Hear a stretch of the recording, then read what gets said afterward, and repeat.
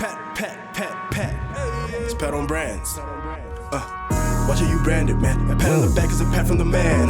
Better be branded, man. Pat from the pat. Hello, everybody. Welcome to yet another exciting episode of the Pat on Brands podcast with me, Pat Mahlangu. Today, we have another special episode. We're actually doing an OP, what I call an OP. You know what an OP is? Yes, I think so. Outside podcast. Outside podcast. Yeah, we're not in our usual studio setup. We're actually here at the launch of the MDDA Research and Development Report, Sustainability Model for Community and Small Commercial Media report. This is how the report looks like. I'm sure it's available online if you want to read more in terms of how can, as a country move forward in terms of developing and also sustaining our community and small commercial media.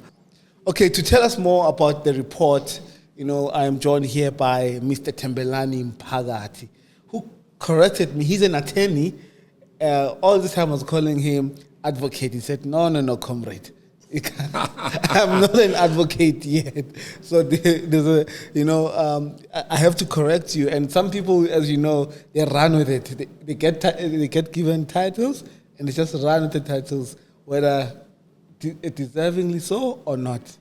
How are you today? I'm good, thanks. And yourself, Pat, and thanks for having me in your podcast. Thank you. Today is a very big day at the MDDA. I see all the board members are here. I see the executive is here, and really to discuss and share some really important insights. Just at a broad level, what is your impression of this year's outcomes in the report? Yeah, thanks a lot, Pat. Pat, you see, if we talk about sustainability, not only on community media, sustainability of business in general, in the country and outside, it's not a very easy task. Many business open today, 3 months later, or some of them can take a year later, they close down.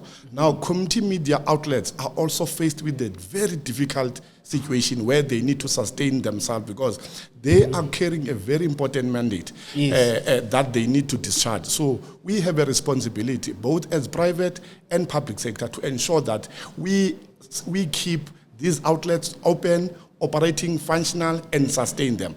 But because of the changing environment with the technology, we had to commission a research so that we can inform community media outlets on what are the challenges, out there, how they can contain them, how can they can manage them, but also how can they advance them.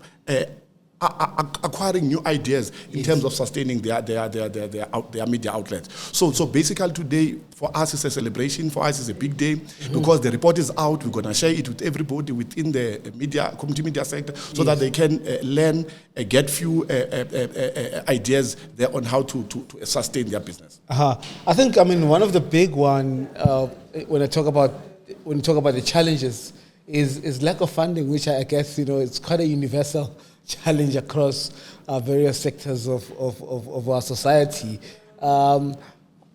Traditionally, how are community radio stations and small commercial media funded? You see, Pat, if it was me, I was going to avoid to answer that question. That's a very difficult question that every time you stand up and take a platform, people are asking you for funding. and I must be honest, that's a relevant question. Yes. Because remember, this station must sustain themselves. And the government have taken a deliberate effort to establish institutions like MDDA, where they can assist.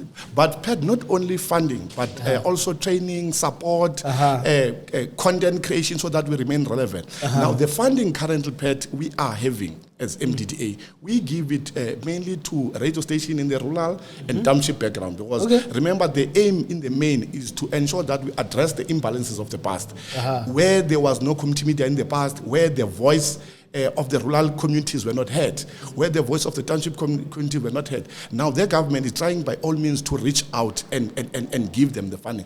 But unfortunately, Pat, and I must be honest, that funding is never sufficient.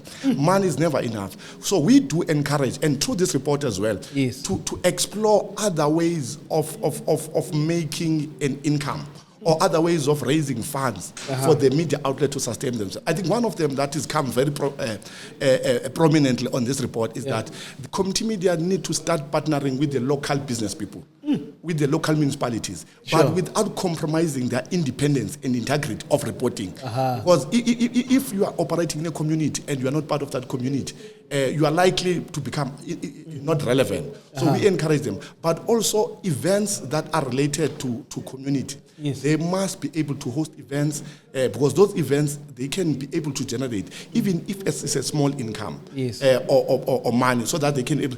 Advertising has been a big problem.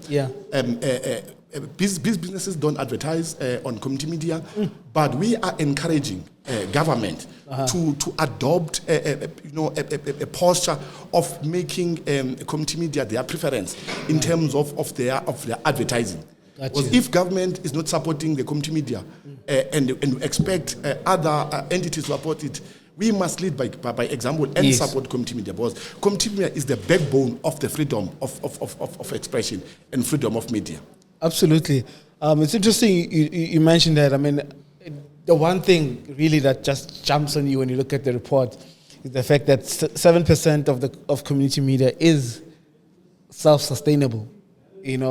Perhaps not looking at sort of the negative side, but what is it that these 7% of community media houses are doing right that the rest can learn from?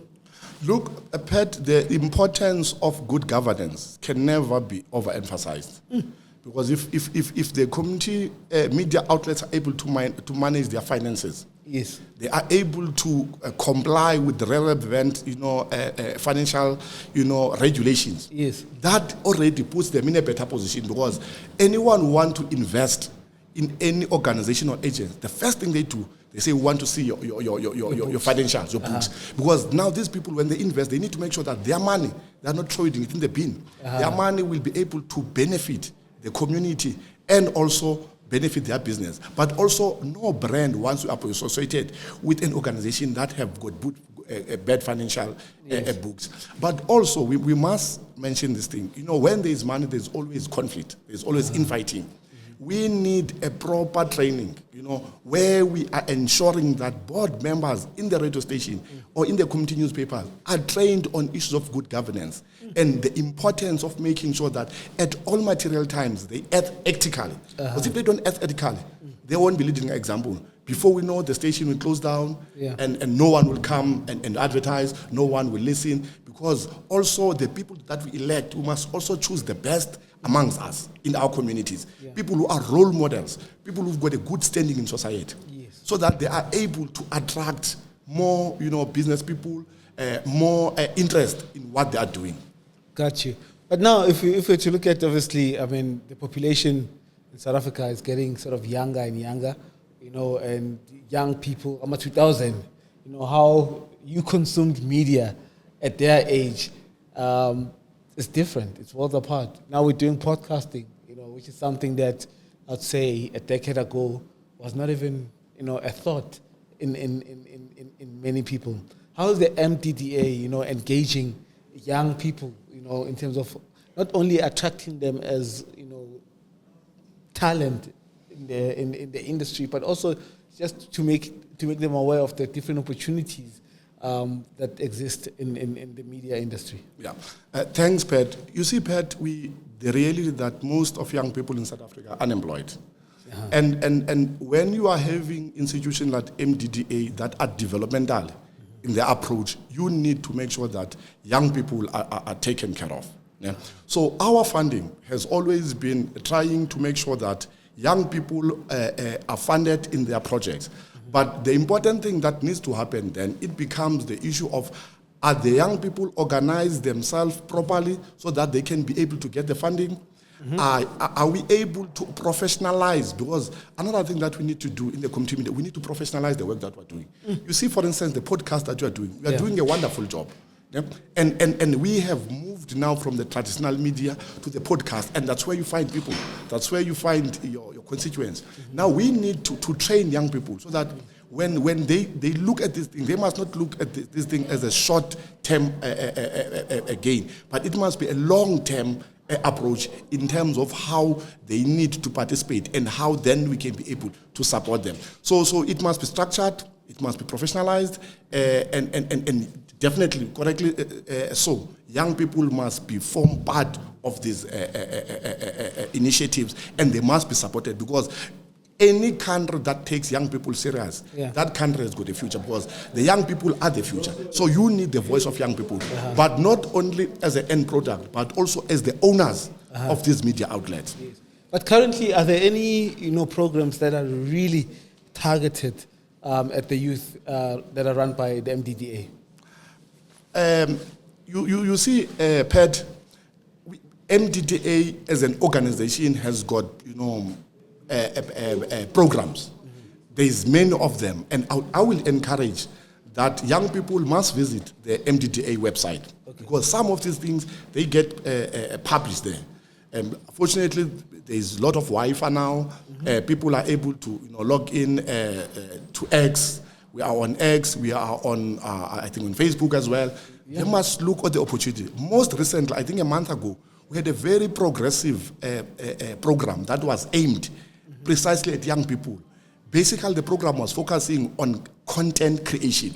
Gotcha. To say we don't want young people that go there, say whatever they want to say recklessly, unethically, disinformation, misinformation. We want young people that are able to learn the art of creating a content. Now, content must be relevant, content must be reliable, but content must be able to be consumed by the citizen of the country. So there are programs like that are happening. But as I'm saying, Pat, there's many programs from time to time that the MDDA rolls out. We reach out to the communities, to the villages.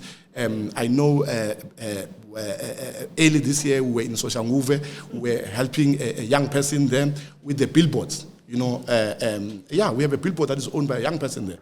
And that young person was supported by MDDA. So, and we encourage young people, when we open a window for funding, we need them in their numbers. Got you. I mean, our audience is predominantly, youth, so they heard you loud and clear. So whenever the window of opportunity opens at the MDDA for funding, or be it skills development as well, because as we know, I mean, money can only take you so far, but if you have the right skills as well, you can be able to progress even further. Yeah, that's correct. So, in terms of skills development, right? Like, if you were to give sort of an advice to a young person who wants to be in this industry, what sort of skills are needed? Because oftentimes, you'd go to university, you study journalism, but most people don't have those kinds of access and even opportunities to go through the formal sort of route. But if I'm passionate about, this thing, I'm creative, I can create content, I've got a small and a camera, I've got access to the internet, the Wi-Fi that you're talking about, what else can I do just to hone my skills and become better at reporting for that? You see, if I were to take example, Pat, of a podcast, obviously you need basic skills of reporting. That's a standard. Yeah. But because you are living in a competitive world, the basic skills of reporting cannot sustain yourself. Now you need strong marketing and sales skills. You must be able to create network. But you see, network, you not just walk in a room and then you said you've got a network. You speak to people, sell your idea, make your idea appealing.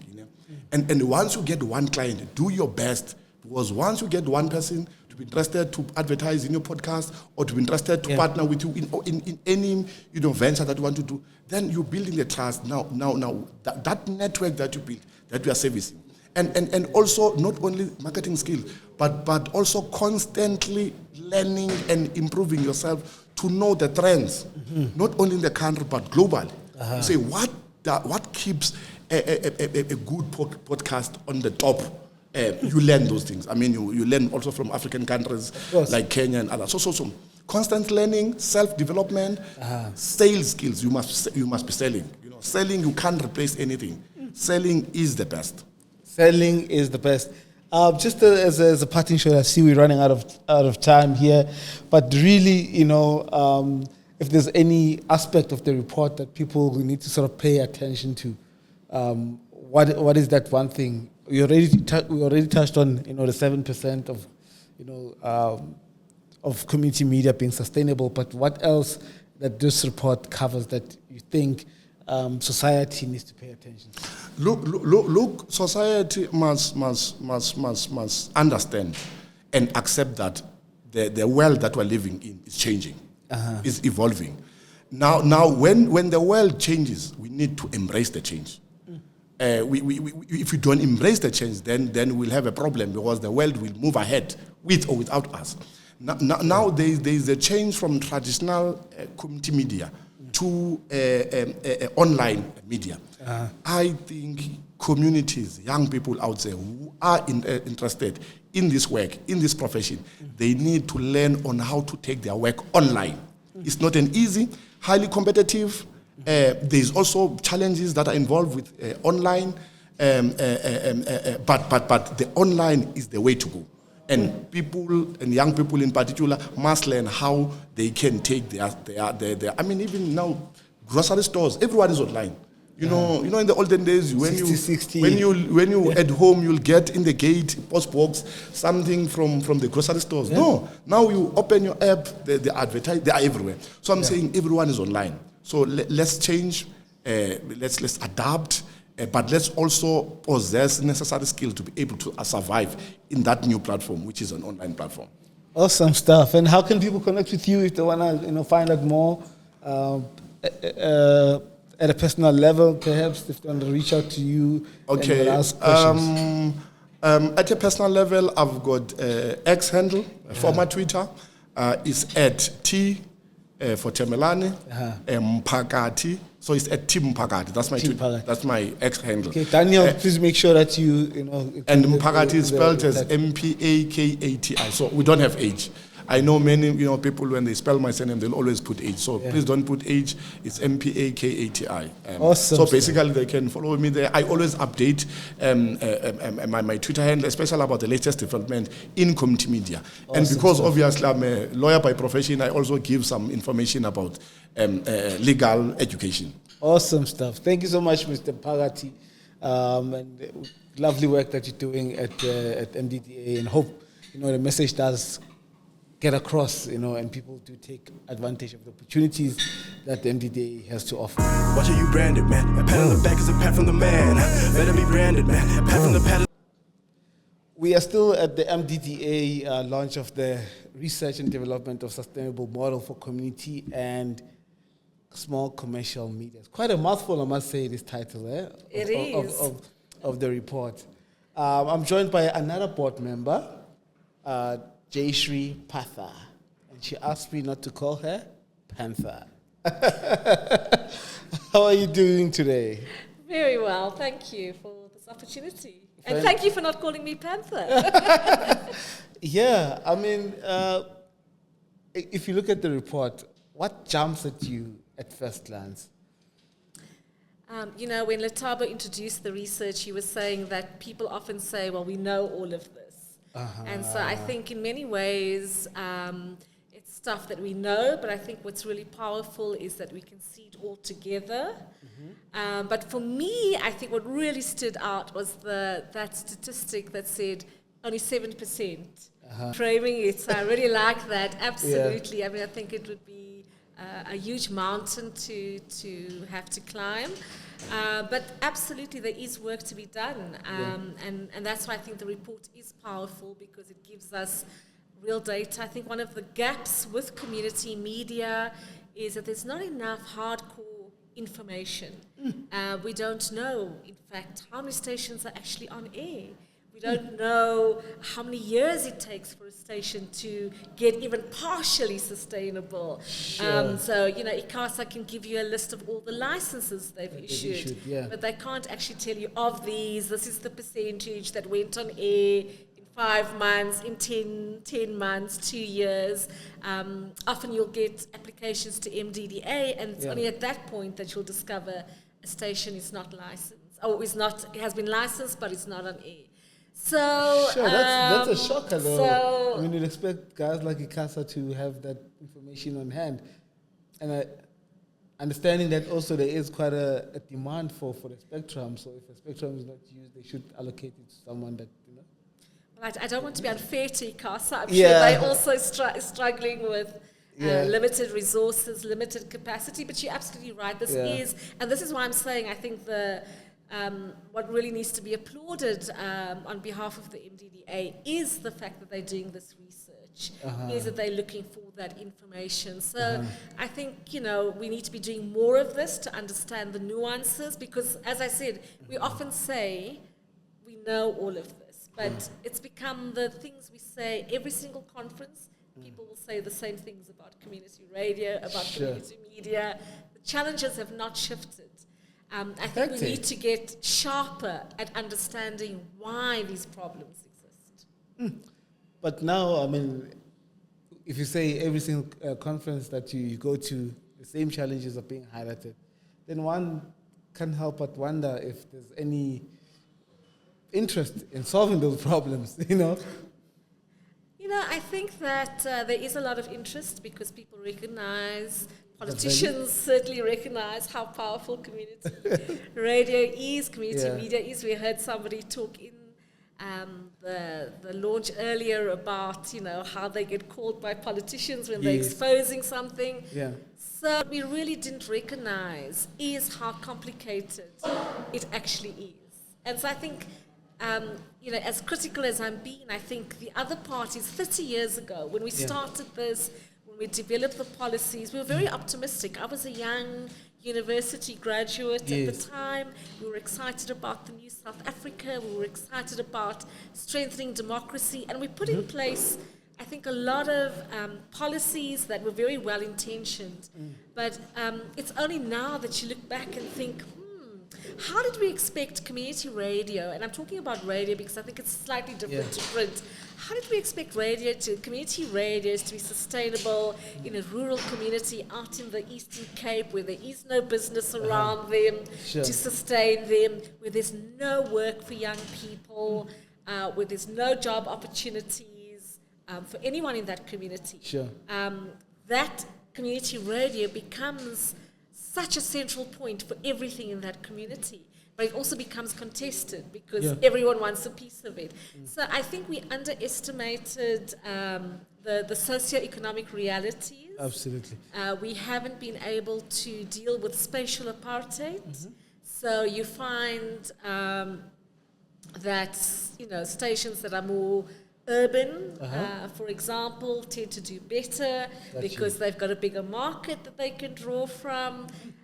So, you know, I don't want to say that there hasn't been political will, or they, you know, the question you asked, like, well, why are we sitting with the same problems? I think it's because it's a lot more complex and a lot more complicated. And even in the report, you know, one of the recommendations it makes is, well, decentralize and set up MDDA offices all over. But there, again, you've got to make a cost-benefit analysis. Exactly. Right? I wanted to ask if you're going to set up all of these, if you're going to set up all these provincial offices, there's going to be no money to actually fund a radio station. Let me put this in perspective of how we underestimated the issue.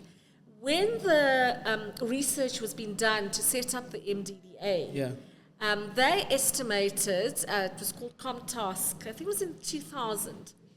They estimated that they needed 500 million rand to set up the MDDA for it to do its job. Well, I'll give you a task. Go and check what the MDDA budget is. I can tell you it has not reached 500 million yet. Right? So the problems are also under-resourcing, and we're a country that needs to invest in health and education and water. So communications and media and radio is, you know... but also you still need media to inform people on how they can take better care of their health.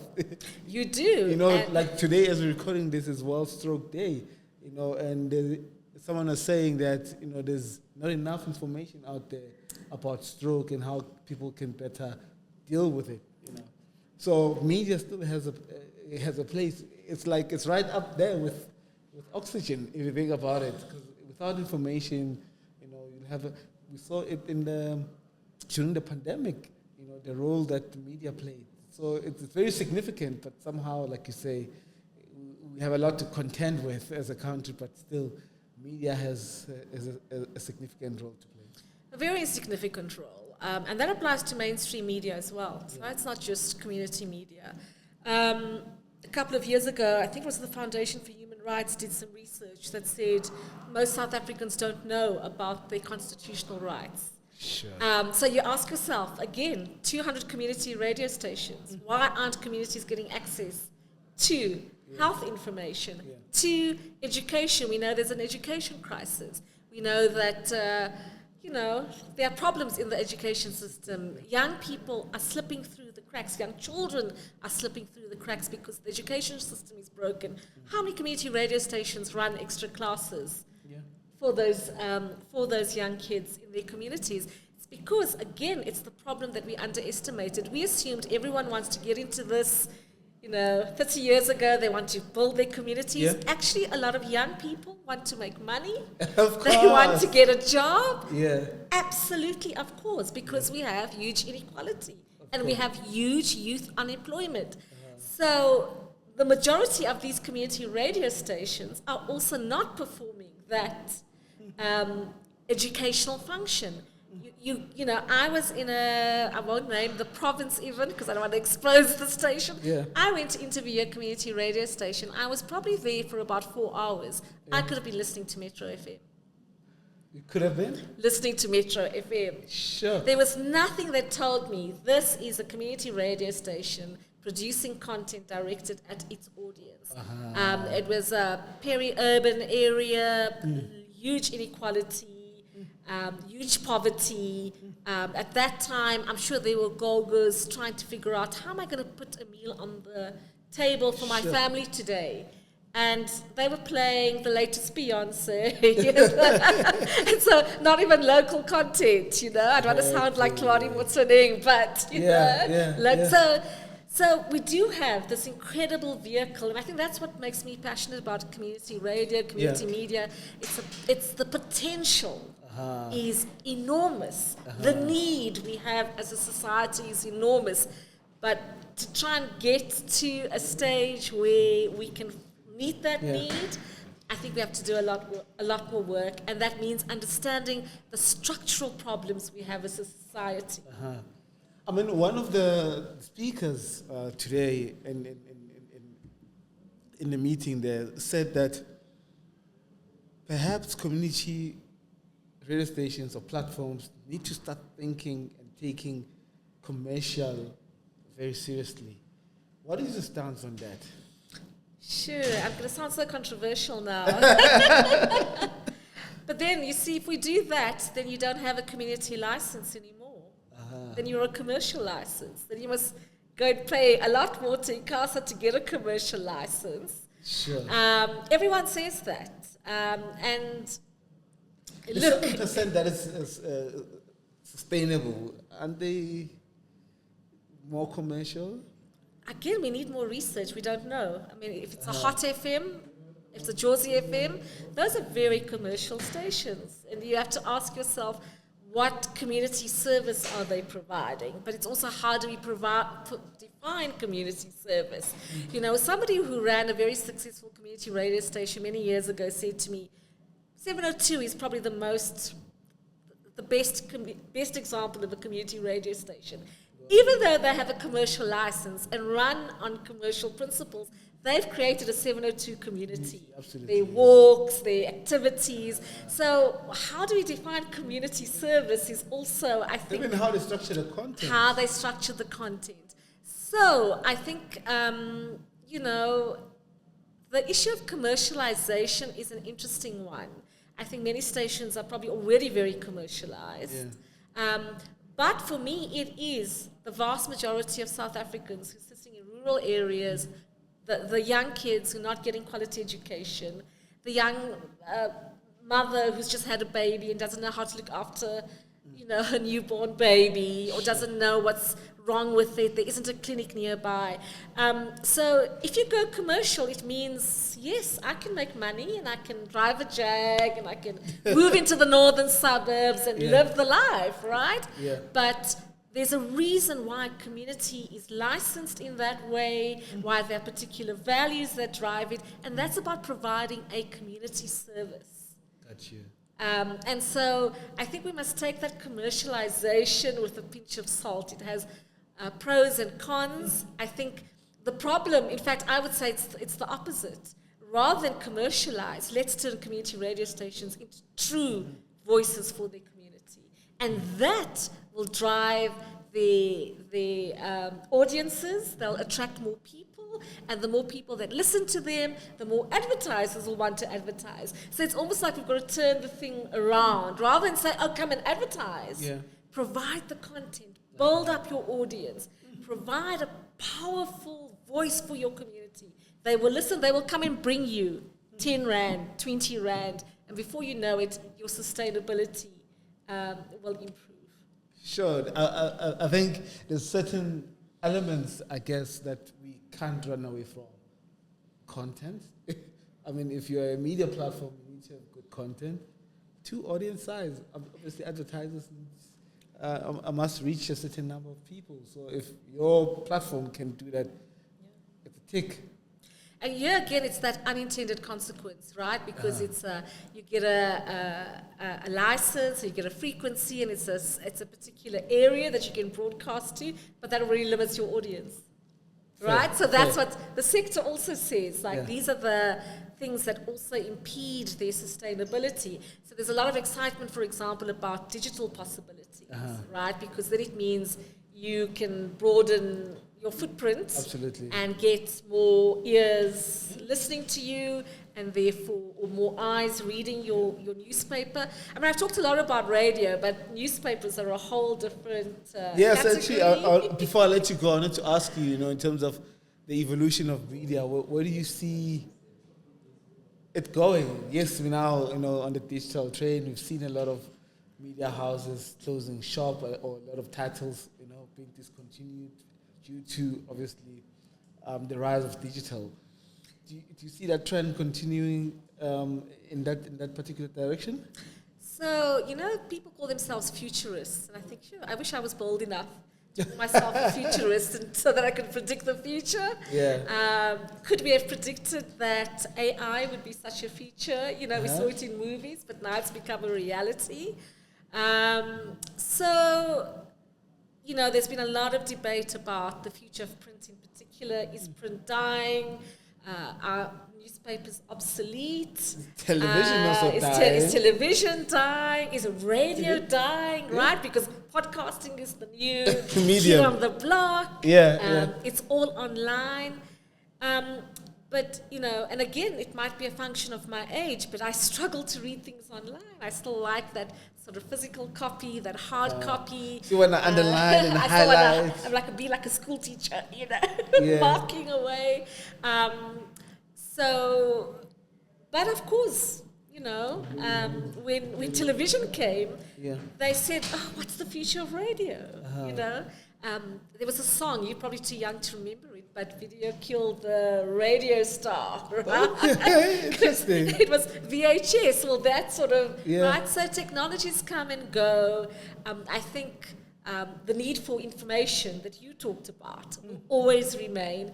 How it's delivered may change, right? So technology may bring different ways, and that will require a period of adjustment for audiences. Like I'm saying, for me to read online, versus a hard copy, it's going to take a couple of years. It's going to take. So as technology comes, there's that transition period, and it means you need old technology and new. So a lot of people come to us and say, well, you don't need to fund these geographic community stations. Fund us. We're an online station. Fund us. We do podcasting. And my question is, how many people in this country can afford to stream right now? Interesting. Right? So you're doing all of this. The podcast bubble seems to have burst a little bit. I saw a report that said Cape Town, I don't know, they're struggling, right? So that's the other thing. We sort of see all these shiny new things. We think that's the thing. But we don't, like I said, not a futurist. Can't quite predict. But what I can say is it's going to be a challenge. in this country to go completely online, to go digital, until we can deal with our socioeconomic realities, until we can uplift all South Africans to have the kind of access you probably have and that I have, where we are 24/7, Wi-Fi, you can connect anywhere. We have to ask ourselves how many people are in that boat for this new medium. So I think as lovely as the new things are coming, we also need to make sure that we don't invest everything in the future and leave what is also working behind. We need to keep straddling both. And I guess the magic is in the balance, right? Absolutely. Jayshree, you've been a great guest and you shared some really interesting insights. If someone wants to, pick your brain further, how do they get a hold of you? Well, I suppose social media. You can Google me. You can Google me. Yeah. So I'm on LinkedIn. I'm on the socials. And obviously via the MDDA, they have my contacts. I'm a board member. Fantastic. But I'm sure you could. You just have to Google my name and you'll find whatever you need. Okay. So that's how we do it in the new age. You see, we don't even need business cards anymore. Absolutely. Now you just Google. Great stuff. Thank you so much. Thank you so for much, making and the I wish time you good luck. Pat. It's Pat on Brands. Mr. Qondile Khedama, who's also the board member of the MDDA. As you know, we've been discussing the report in terms of what really needs to be done in moving community media and small commercial radio, commercial media forward. So, what stood out for you, outside of the 7% that we've been talking about almost the whole day? Yeah, for me, it's the research gaps. You can pick it up that there's a lot of work that the board has to do. And the entity, just to make sure that we close the gap, because one of the things that I've picked up is that how do we deal with issues of, for an example, advertising in a digital space. There's a lot of online publications, there's a plethora of platforms, and the MDDA has not necessarily look intensely on the research in that space to say, for an example, I'm wearing 2 caps. I'm into the communications of government, and how do I then balance between advertising or bring the advertising strategy in terms of community media, looking at the new developments, because they are a challenge. They are a challenge in a sense that I do not think that government has conceptualized the strategy of online advertising. Sure. And for me, that for me, it's a gap that we have to deal with. The government has to make sure that it deals with advertising in a new era, the era of the digital space. And so for me, that is what I've picked up here. Well, people are fighting that, that you have to look into sustainability of the community media without necessarily bringing the platforms where you need to. And the reality is that we've moved. We're into new technologies, and this is where we need to be focusing as the board and see how best to assist government in making sure that it puts its money where its mouth is in terms of sustaining community media. In fact, one of the participants was saying, do we still have to brand the space as community media? So those are the things that we have to look into as to whether is it community media, because the report itself, when you look at it, it talks about the small commercial media, community media. Why can't we, for an example, why can't we say community media start bringing the element of commercial in you? And if that is the case, we won't be calling you community media Anymore. Because anymore. Yeah. Because we have an element of commercializing also. Even if we call you community media, but there will be that element of sustainability, despite the title that you are a community media. If you have, for example, in the Free State, you'd have your OFL. That is a small commercial entity, media entity. They are innovative. They've got a number of platforms. They have your videography. They have your print, which is current. They also have your radio, which has got a good footprint. A bit of Northwest, a bit of Free State, a bit of Gauteng. Sure. Now it then tells you that we have a challenge of saying to community media, look at what do they do, and that they are sustainable. Yes, they might be having their own problems because of the economic environment that you get in South Africa. But fact of the matter, they have been able to break through. They've got their own properties. They've got their big stuff and all that. Sure. So this is the type of models that we're supposed to be looking into if we are to make you guys as community media to thrive. So I guess an interesting part where with what you're saying is that there is a need for innovation amongst community media platforms. Community media, yes. And also, truth be told, competition, right? The community media platforms are also competing amongst themselves. And to get a bigger share of the budget, you have to be doing things differently. You have to offer value to your clients. I get you because one of the things that I was looking into, there's one radio, online radio, that has been there for years. But there's a new one that they said to me they are boasting with about a following of about 2 million in terms of audience. I don't know how true is that. Sure. But I'm trying to come into the point that you are raising of competition. That yes, there's online. Is it properly regulated, or do you have a person who just take his laptop and starts saying that he has got an online radio? Now, they might be competing with people who are established, but it is one area that for me is not properly regulated. And if you are to assist, going back to the issue of advertising, if government has to assist in terms of advertising, how do you justify expenditure of the taxpayers' money in an unregulated space like that? So those are some of the things that I think the practitioners have to look into and check as to what could be the role of ICASA. If ICASA is still relevant, do we expand their mandate to say, yes, give these people licenses? Or do we say to in fact, the agencies that are in this space have to reimagine, relook their mandate?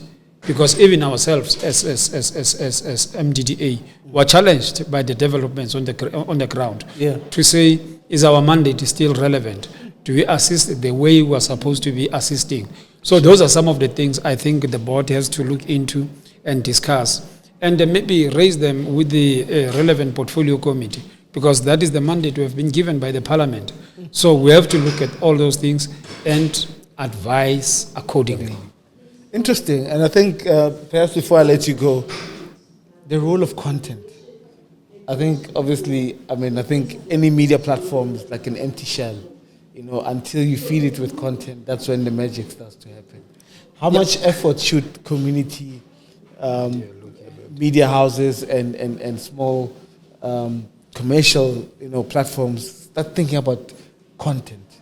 I was thinking about that when one of the, I don't know if it's a professor or a doctor, when he was talking about sustainability of media houses. Because for me, a good content is one of the marketing tools. If you don't produce a valuable content, there's absolutely, why should I buy you? Why should I buy a car that is not performing? I can only buy a car that is giving me the services that I want. It's speed, safety, what have you, comfort and all that. Yes. But that principle also apply even at the level of content.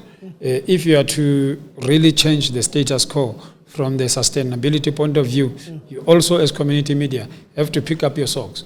You have to look at all the elements that you get into the space itself, the proper practice of journalism, the new issues that are coming in the space, like your information, disinformation, malinformation, if there's any. Yeah. So those are the things that you have to look into and perfect your game. Yeah. Because the only time that you can call for money is when you also perfect your game. So there's a need for us to, if we want the space to improve the space, to make sure that the level of skills is up. It's unlike a person who'll just go to social media, Facebook or Twitter or X, and just make an alarming statement. Unfounded. A sweeping statement. Those are we understand, those are individuals, those are the groupings and so. Actually, my next question is going to be, how do you guys as the MDDA, see content creators?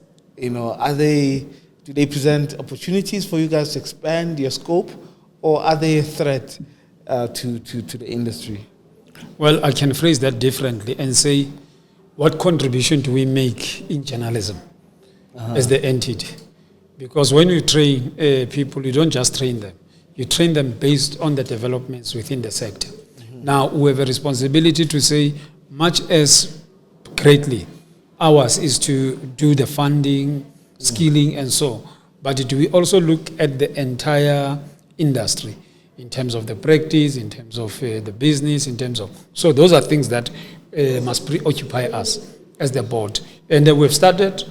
Ours is just to make sure that we oil the machinery. But also the board has got to have its own issues that it's dealing with. For an example, the funding part. How do we, the model that we bring, one, making sure that the board is sustainable, MDDA is sustainable from the grant that we get, but also from the establishment itself, the entire establishment, that you'd have thinkers who are looking beyond what is happening now and make sure. Look, many years when we were growing up, we'd go to other countries like Stockholm, and then the government was playing a major role into the community media. And I think it was mid-late 90s at that time. But their view was a bit different from what we anticipated. And what we had anticipated ourselves, our generation, has gone beyond. And I must say, one of the threats that I had to come to terms with, it is technology within the space. The invent of social media. It has just changed the ball game altogether. And the people behind the decision making must, familiarize themselves with the developments globally, so that we can make a better contribution into the MDDA and later in the entire sector. So if there's a young person watching this and says, it seems like this media space has now become sort of volatile, but it's a space that I really like to be. Yeah, they're saying volatile and polarized. And polarized. Yes. What advice would you give them? Look, I think somebody was talking about elderly people, youth and what. I'm an advocate of generational mix. Those of us who have been in the space, we should be able to say, guys, this is how it was done. This is what we are thinking. We need this energy to come in, bring innovation. And I'm sure if we can create that climate in the sector, the better. Because they have to be linked for us to succeed within the community media sector. Thank you so much for having, for making the time to be with us here, Mr. Khedama. Wish you all the best, and I hope the message does get through in terms of the challenges, but also what are the opportunities? Because I think the temptation is always, to just get stuck on the challenges, but not see the opportunities on the other end. A pat on the back is a pat from the man. Better be branded, man. A pat from the pat. Ladies and gentlemen, we've come to the end of I guess what was a very insightful day. Lot has been said about, community radio, media, small commercial platforms, there were people, there were heated debates, there were some heated moments, whereby others feel like they're being taken advantage of. PR agencies don't want to pay, they want to end media. It's a lot. Yeah. And a big part of it also as a media owner myself and also someone who owns a PR agency, I can relate. You want free airtime? Not entirely, but our clients want free airtime. Hey, yeah. And maybe that's the conversation to be had with the clients so they see the value and understand why they must pay. Absolutely. And I think more than anything, maybe this is a challenge to you guys. Next year, we need to have the advertisers here. Absolutely. Because sometimes what happens is that with platforms like this, we tend to preach to the already converted, but the people that are making those critical decisions are not in the room to hear our cries. No, I hear you and I agree with you, Pat. I think it's also difficult to bring everyone all at once. But what today did was to give us an indication of the kind of stakeholders we need to have in the room. When we talk about the sustainability of the media. Yes. I think we started off the conversations looking at media freedom as a whole and why we need to have a vibrant media and why it's important for media to exist in this country. But for it to exist, it needs to be sustainable. Journalists must be paid. Content creators at community levels must be paid, which means the business model of how community, small commercial and publishing media needs to be viable and make sense. And I think those are the key points that we learned today. And I agree with you. We cannot leave the chief marketing officers out. Of course. The advertisers, the big advertising agencies. There's a reason they need to advertise in community media. They should champion the support of community media and grassroots media because it's important for all of us and all our democracy. And not also because it's a charitable cause. Absolutely. To do so, because that's where their customers are. Most of their customers are where they buy the products. Yeah. I think that's the one part that I thought was also a highlight for me. Yes. That perhaps often, because community media is often NGOs, maybe others are seeing them as charitable organizations. But I think what's very important to raise is that there's audiences there. And we can monetize them, but there's a gap also where I think the agency, that being the MDDA, in partnership with other organizations, including GCIS, we need to focus on developing audience measurements for community media that will be credible, that will also present this business case for why you need to invest in community media, because you will still reach the audiences that you are looking to reach. But also there's an added advantage in that community media is hyper-local. The attention span there is a lot higher than your 8 seconds. So I think there's value in community media. Certainly we are preaching among the converted here. So the people that we should be speaking to are those advertisers and those chief marketing officers. Please invest in community media. And I think what I do want to say is this: we will get the audience measurements correct, and that should give you a business case for why you must invest in community media. Got you. I mean, obviously that's one part, in terms of obviously having advertisers and, in the room, but also preaching, the gospel of community media. Another part that sort of came out, obviously in the report, I'm not sure if you want to touch on it, but the previous guests, being the board members, have really, highlighted it. The 7% of the community media platforms being sustainable, and obviously you guys having a 93% opportunity to turn things around. That's a great way of looking at it. So what's your take around that? The MDDA is just over 20 years. However, community media in this country has been around at least since 1995. Prior to that, community media was broadcasting in what was pirated. I think what has happened over the years is that we have focused on building community stations. So there's over 200 community radio stations in the country. The AIP, which is one of the associations or Association of Independent Publishers, has over 100 members. There's other media owners and associations. So if you combine the number of community and small commercial media owners and publications in this country, we will be chasing a number that's almost 400, I'm thinking about rands and money, but 400. You need that budget. Hey, you know, it's this thing about money and the dollar sign. Yeah. And so we are seeing a growth in the actual number, but the more stations do not mean that there's sustainability. And I think what the biggest threat is that some of these stations are distributing via Centec, for example, and they have to pay for the cost of transmission, which is one of the highest cost drivers, and I think highlighted in this sustainability report that we are launching. And stations are looking at self-transmission as an option, but not all of them can self-transmit. I think what was important again today in this engagement is to learn and get insights from the sector. Because we can sit and say we've done report, we've developed this sustainability model, we'll go and implement in the market. But I think what came out today was also there's a need for us to innovate in being able to build this. I think there were also plenty of opportunities for how do you digitize the sector as is currently and then digitalize.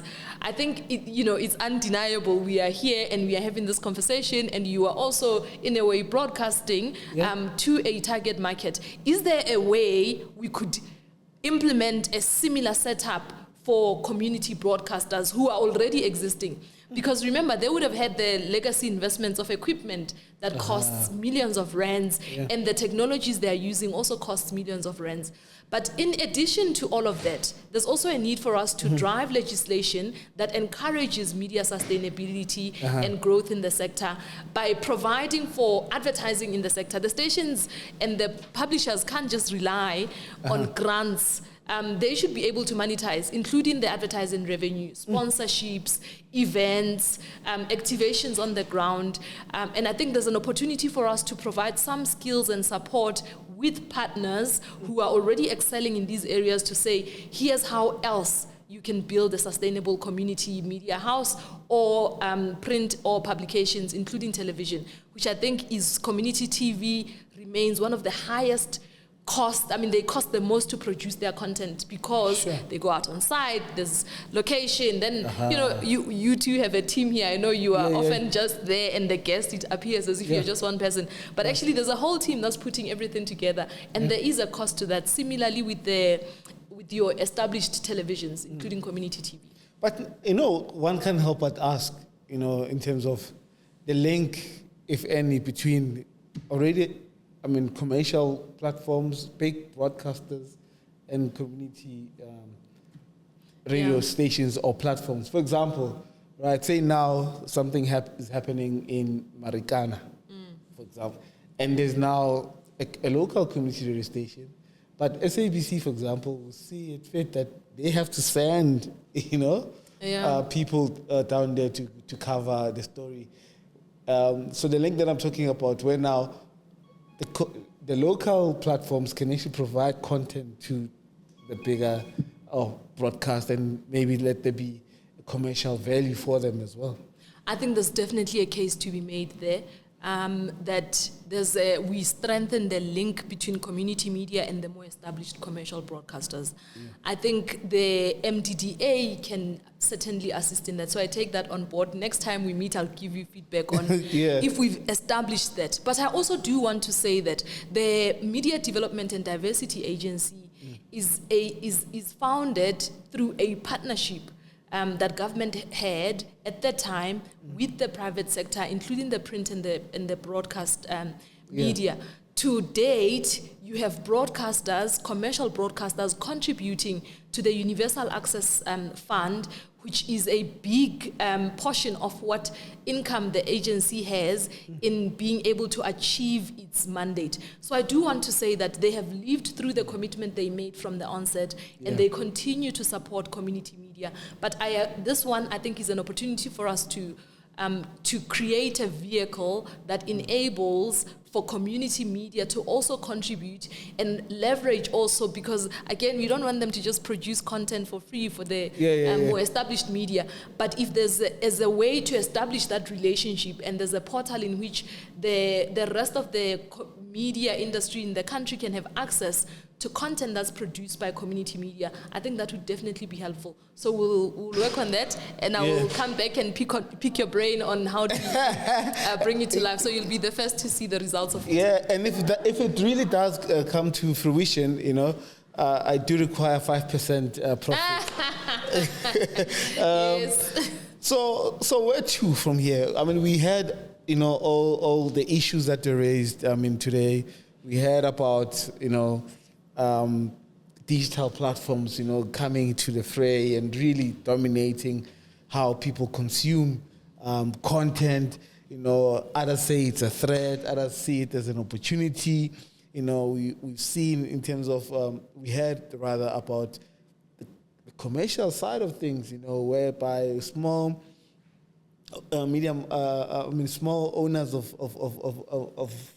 platforms are saying, PR agencies, pay us, give us something. So we've had various issues, and I guess also others are not exclusive, to the constituent that you guys are serving. AI, for example, fake news.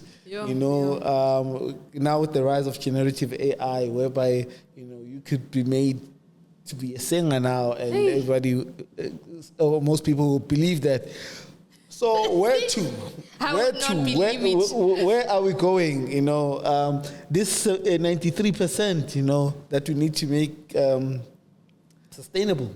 Yeah, so I think there has to be some level of commitment from the side of the agency. The report has now been released. Mm-hmm. Is the commitment will have to reflect on a drop in this building of the sustainability, but dropping the number of sustainable projects.